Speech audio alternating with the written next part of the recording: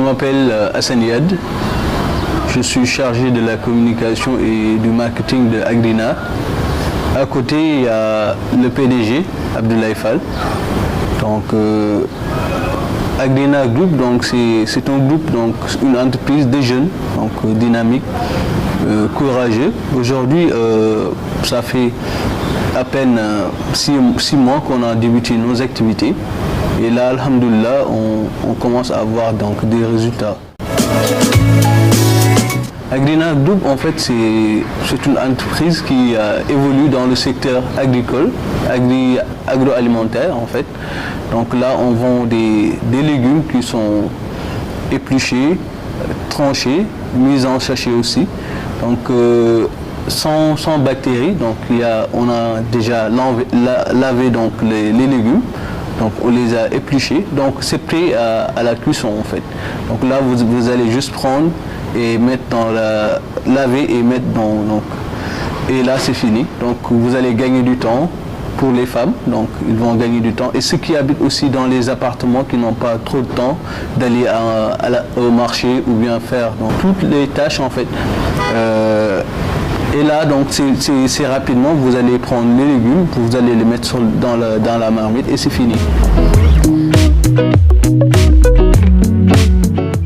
Nous avons donc la licence, lui en droit des affaires, moi en gestion des ressources humaines, mais nous avons déposé partout, il n'y a pas de travail.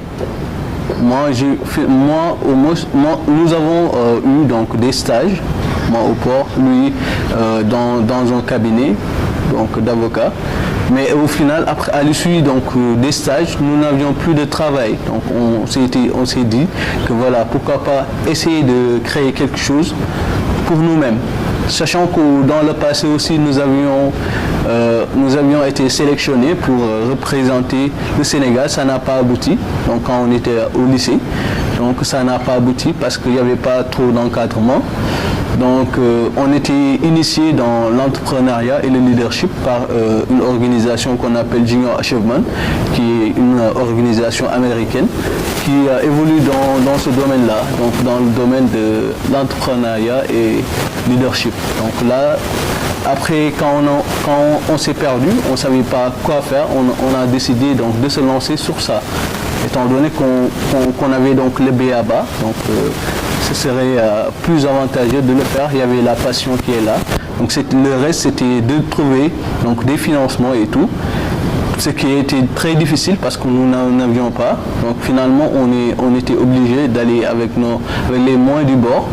On s'est concerté, on a créé une team. Donc là, on a essayé donc, de s'autofinancer pour pouvoir arriver à ce niveau-là. Donc c'était autour de 60 000 francs donc, qu'on a débuté. Donc c'était dur quand même, parce que déjà, on a des idées. Donc un projet déjà c'est quelque chose, mais quand on a les idées, même la famille, voilà, n'ose pas vous prendre donc l'argent pour vous donner en fait. On peut dire que voilà, c'est juste des gosses qui ont une idée. Donc voilà, personne ne risque en fait de miser. Donc c'était un peu délicat. Donc on a cru à nos potentiels. Et là, donc, on est arrivé à ce stade-là, avec peut-être l'aide de personne, mis à part nous, en fait. Et alhamdoulilah pour l'instant. Et nous attendons que, voilà, peut-être il y aura donc l'État ou bien il y a les organisations, les structures qui sont là. Peut-être ils pourront nous venir en aide.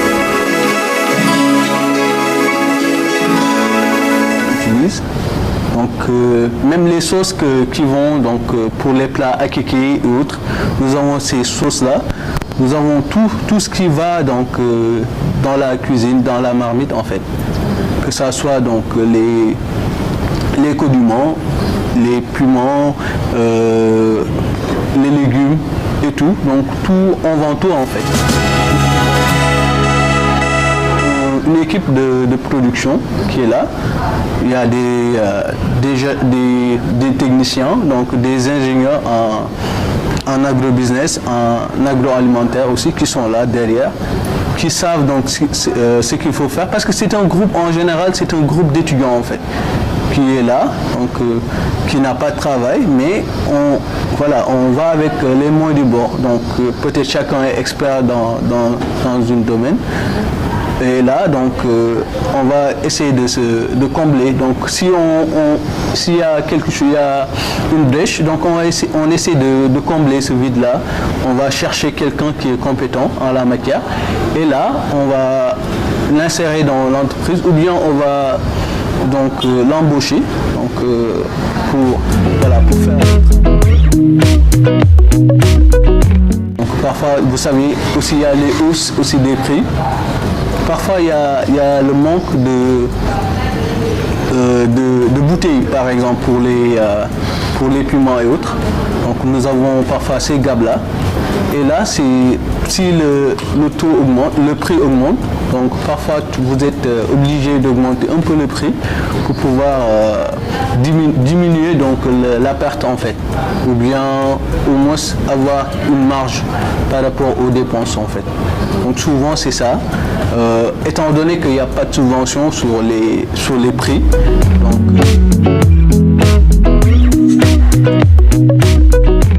des légumes bio. Après donc directement ça va donc au labo, donc là-bas ce sera conditionné, donc on va le nettoyer avec du chlore, exactement du chlore pour éliminer les bactéries qui sont dedans. Après donc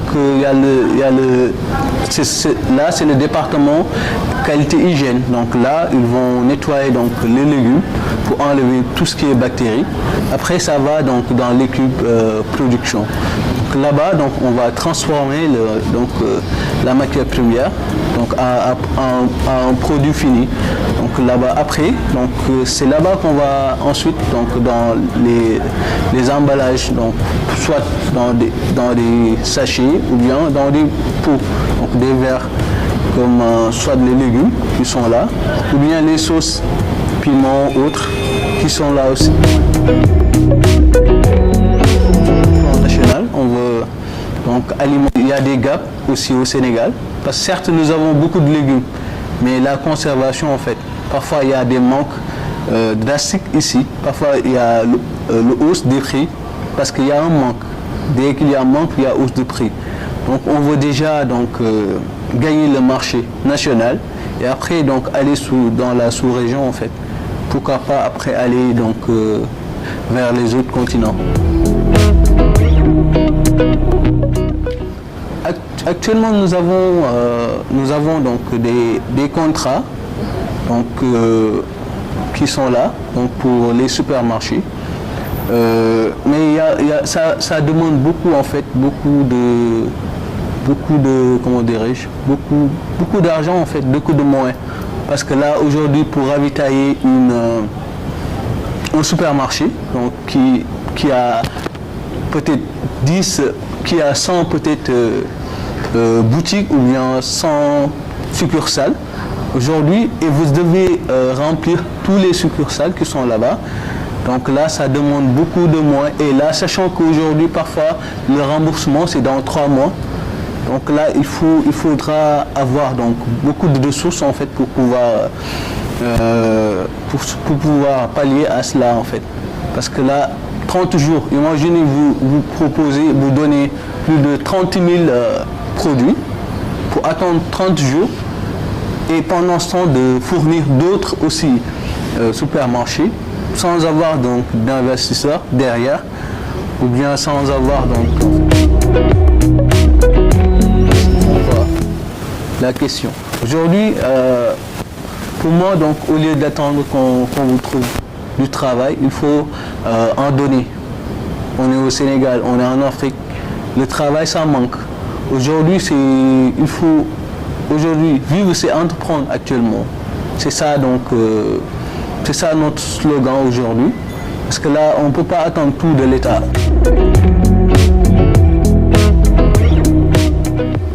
Donc, il faut que l'État vienne en aide aux jeunes. Donc, les jeunes ont besoin de travail.